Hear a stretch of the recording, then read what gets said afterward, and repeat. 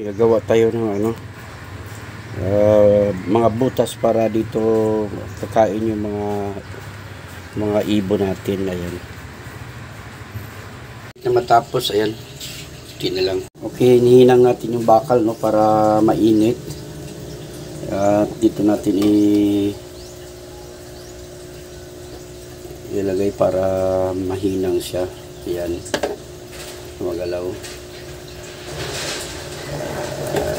Sobrang init, malulusaw yan.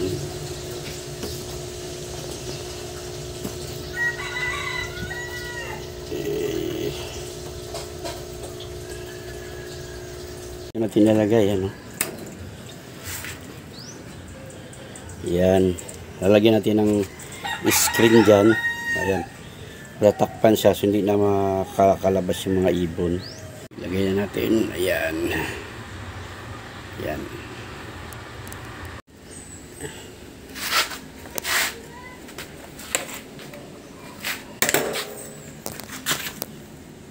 So dito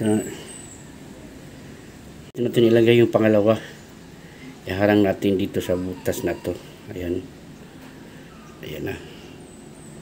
Hidiin natin na konti. Ayan.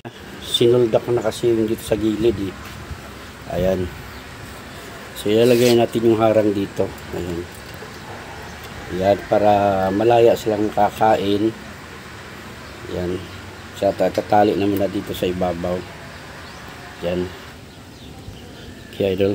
Mga ka-amigos, tapos na yung aking ginawang feeding area nila, no. Ayan. Gawa ko lang ito.